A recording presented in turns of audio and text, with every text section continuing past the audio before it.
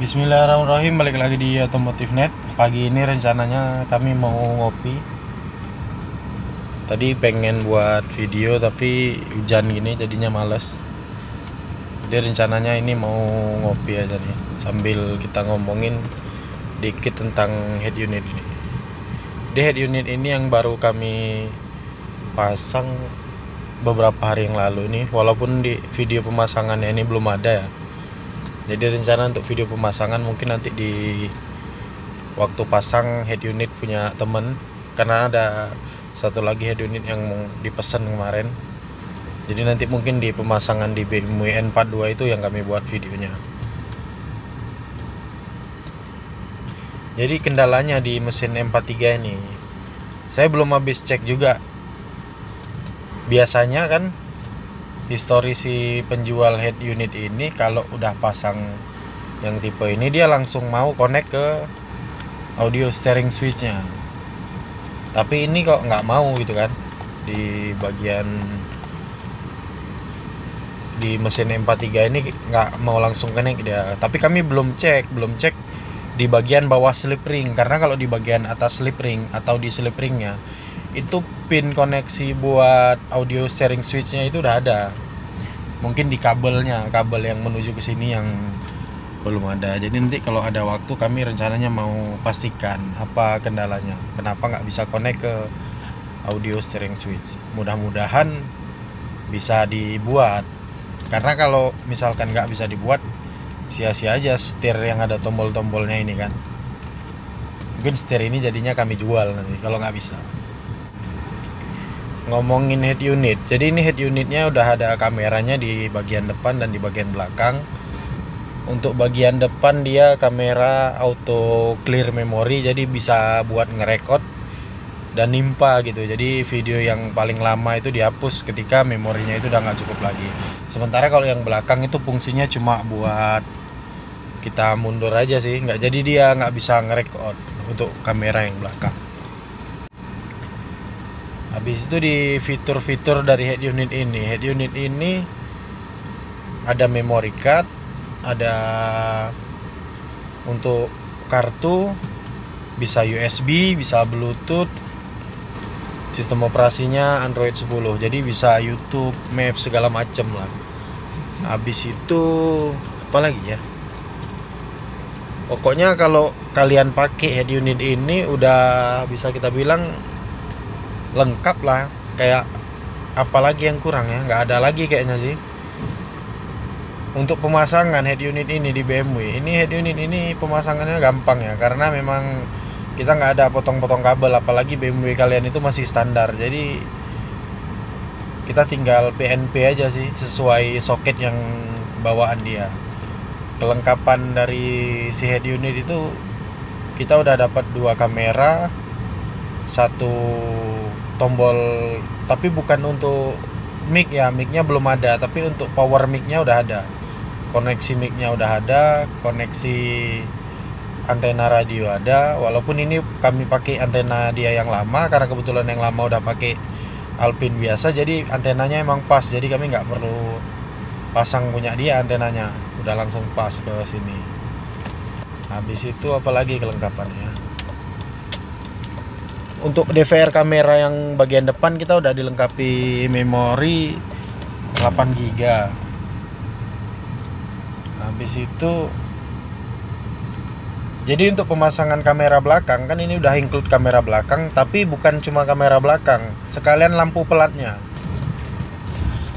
Jadi kita si kamera ini udah nempel di lampu pelat itu. Jadi lampu pelat itu kan kita tinggal lilit aja ke power utamanya, lampu pelatnya nyala dan kameranya kita ambil power dari lampu mundur. Makanya waktu mundur nanti kita otomatis nyala. Jadi udah oke lah kita bilang. Jadi secara keseluruhan duduk kameranya juga udah rapi, karena memang bawaannya itu ngepas sama lampu pelat. Habis kami pasang head unit, pasang kamera belakang, itu kan nampak tuh muncul lampu 2 buah di belakangnya. Ini kami belum sempat coding karena kebetulan lampu pelatnya itu yang sebelah kiri itu mati. Jadi tandanya kalau yang lampu pelat itu, kalau lampu belakang misalkan kanan itu kanan aja yang nyala kan. Jadi kalau muncul dua-dua gini, ini lampu pelat ini yang mati. Lampu pelat ataupun fog lamp. Kalau nggak salah saya fog lamp gini juga yang mati. Karena fog lamp di BMW ini cuma sebelah. Ini lampu pelatnya yang sebelah kiri mati. Karena koneksinya sih, karena LED ini koneksinya halus dia ya. Jadi kayak kurang oke gitu kan, berkarat di bagian koneksinya. Apalagi koneksi LED yang aftermarket kita beli itu kayak tabung fuse untuk koneknya. Ibaratnya dia seolah standar tapi nggak standar kayak gitu. Jadi dari besi biasa koneksinya, jadi di situ sering berkarat, terganggu, makanya ini muncul. Rencananya kami mau standarin kayak di sebelah kanan atau kami coding aja, don't check di bagian lampu pelat. Jadi kalau kita ambil opsi jangan cek di bagian lampu pelat, itu indikatornya bakalan mati. Habis itu kalau kita mau lagi males nih ya, kita ambil opsi jangan cek di bagian lampu pelat.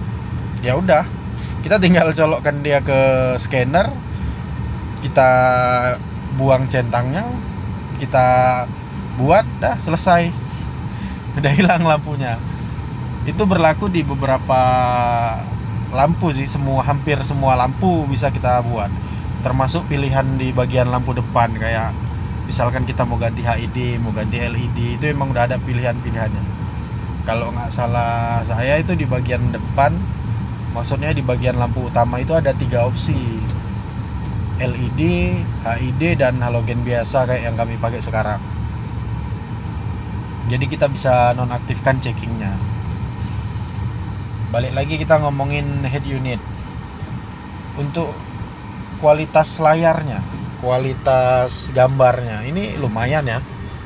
Kalau untuk di mobil ini udah lumayan. Untuk kamera belakangnya juga terang. Habis itu kan ada opsi juga di settingannya, kita mau tampilin atau enggak garis di bagian kameranya. Di bagian garis kamera itu lumayan presisinya itu bukan ke ban mobil tapi ke bodi luar mobil. Karena posisi kamera itu agak sebelah kanan, jadi untuk sebelah kirinya itu ngepas dia sama garis, bodi itu ngepas sama garis. Sementara untuk di bagian kanannya agak lebih dikit, safety. Jadi yang jangan itu garisnya di dalam bodi, kalau masih di luar ataupun ngepas itu kita masih bisa prediksi ya. Walaupun pada umumnya kita yang pakai BMW harian itu kayak nggak kepake sih kamera belakang, karena kamera belakang menurut kami buat yang lagi belajar aja. Ya ini jalan di sini luar biasa. Jadi BMW sehari-harinya ngantamin jalan keriting yang kayak gini. Ini mungkin beberapa tahun lagi BMW-nya udah gegar-gegar nggak jelas ya.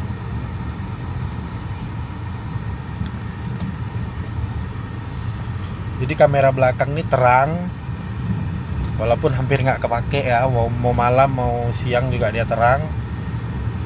Untuk fitur-fitur di head unitnya ini lengkap.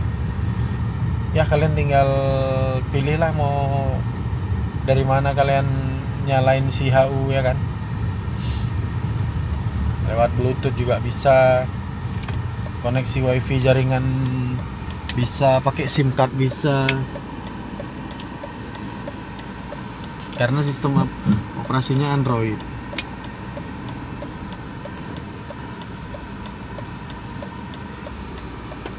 Untuk head unit yang satunya kami nggak tahu kapan mau kami pasang, karena si owner BMW-nya juga belum ada waktu buat merapat. Karena lumayan jauh lah jaraknya, sekitar 4-5 jam, sekitar 320-an km. Nggak tahu kenapa dia nggak mau pakai di sana, katanya sih sekalian jalan-jalan ya. Tapi head unitnya kami pesan ke alamat kami sekalian pengirimannya, jadi head unitnya udah standby di rumah. Sama ada pertanyaan buat kalian, kan ada lampu cincin di BMW itu yang di depan. Itu kan ada beberapa opsi untuk kita nyalainnya. Ada yang gabung di lampu kota yang lampu senja. Berarti kan setiap kali kita nyalain lampu senja itu atau lampu kota dia on. Ada ambil opsi tambahan itu di on kan sama lampu kabin. Jadi setiap kita buka tutup kunci itu dia nyala. Ada yang suka dengan opsi ketiga, yaitu masuk ke DRL.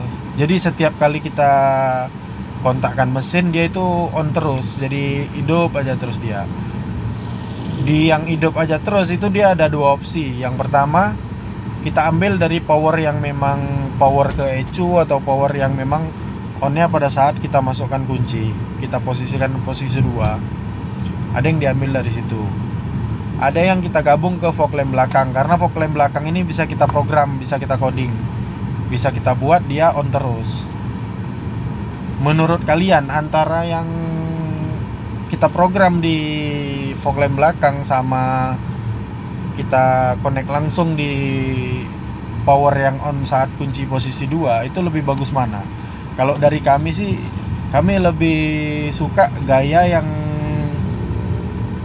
fog lamp belakang, karena sewaktu-waktu kita pengen matikan dia, kita tinggal tekan tombol fog lamp, itu dia mati, nyalainya tinggal tekan tombol juga, jadi nggak ribet. Tapi konsekuensinya pada saat kita nyalain, yang belakang juga nyala. Misalnya kita on kan ke fog lamp bagian depan, buat yang udah ada fog lamp, itu bisa juga kita tekan tombol baru dia nyala. Tapi fog lamp, konsekuensinya fog lamp depan nyala. Cuma kalau di fog lamp depan ini kami nggak tahu apakah dia bisa di coding kayak DRL atau enggak. Jadi untuk yang fog lamp depan ini kami belum paham. Jadi buat kalian yang paham bisa tulis komentar di bawah. Oke, mungkin sekian videonya. Ini kami udah mau nyampe juga nih ke tempat ngopi. Semoga bermanfaat. Jangan lupa di like, di subscribe channel Otomotif.net, follow juga Instagram Otomotif.net. Buat kalian yang pengen nanya ke Otomotif.net bisa melalui DM maupun komentar di YouTube. Terima kasih.